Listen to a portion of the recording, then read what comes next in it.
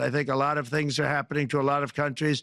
They say that there's light shining all over the world since the election, and even countries that we aren't particularly friendly with are happy because they understand what there is a future and how great the future will be. Under our leadership, America is back and open for business. And this week, I'm also taking swift action to stop the invasion at our southern border. They allowed people to come in at levels that nobody's ever seen before. It was ridiculous.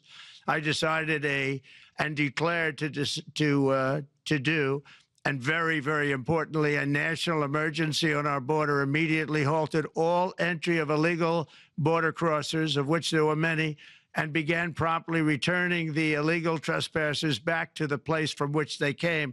That action, as you've probably seen, has already started very strongly. I've deployed active duty U.S. military and National Guard troops to the border to assist in repelling the invasion. It was really an invasion.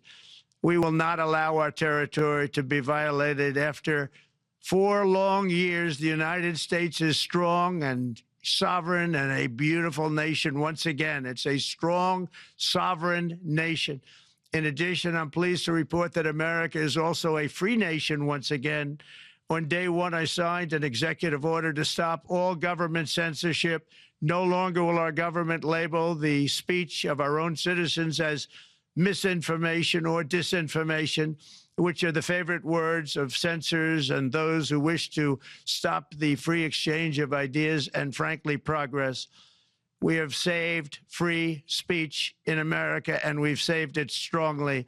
With another historic executive order this week, I also ended the weaponization of law enforcement against the American people and, frankly, against politicians, and restored the fair, equal, and impartial rule of law. My administration has taken action to abolish all discriminatory diversity, equity, and inclusion nonsense. And these are policies that were absolute nonsense throughout the government and the private sector. With the recent yet somewhat unexpected great Supreme Court decision just made, America will once again become a merit-based country. You have to hear that word, merit-based country. And I've made it official, an official policy of the United States, that there are only 2 genders, male and female. And we will have no men participating in women's sports, and transgender operations, which became the rage, will occur very rarely. Finally, as we restore common sense in America, we're moving quickly to bring back strength and peace and stability abroad. I'm also going to ask all NATO nations to increase defense spending to 5% of GDP, which is what it should have been years ago.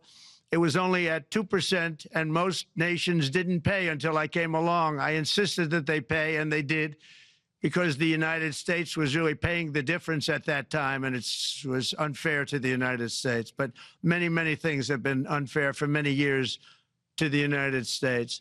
Before even taking office, my team negotiated a ceasefire agreement in the Middle East, which wouldn't have happened without us, as I think most of the people in the room know. Earlier this week, the hostages began to return to their families. They are returning, and it's a beautiful sight, and they'll be coming in more and more. They started coming back on Sunday. Our efforts to secure a peace settlement between Russia and Ukraine are now hopefully underway. It's so important to get that done. That is an absolute killing field. Millions of soldiers are being killed. Nobody's seen anything like it since World War II. They're laying dead all over the flat fields. It's a flat field farmland, and there's millions of Russians and millions of Ukrainians. Nobody's seen anything like it since World War II. It's time to end it. And here in America, we have big events coming up. Next year, we have the 250th anniversary of America's founding. I'm so honored to be president during that. That's been a big event. They've been talking about it for 10 years.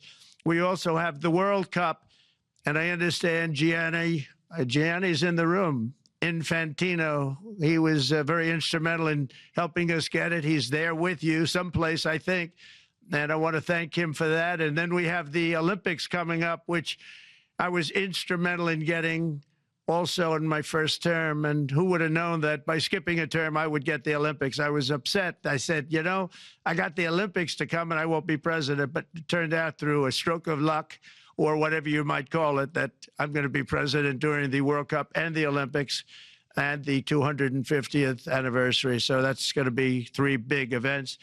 And we've accomplished more in less than 4 days. We have really been working 4 days than other administrations have accomplished in 4 years. And we're just getting started. It's really an amazing thing to see. And the spirit and the light over our country has been incredible. Under the last administration, our nation has suffered greatly, but we're going to bring it back and make it greater, bigger, stronger, better than ever before. I want to thank everybody for being with you. I would have been there myself, except the inauguration was 2 days ago. I thought it might be a little bit quick to make it the first stop, but we'll get there one day. We hope to get there. But I do appreciate, I heard the audience is fantastic, and many of my friends are in the audience, and I will be taking questions now from some very distinguished people. Thank you.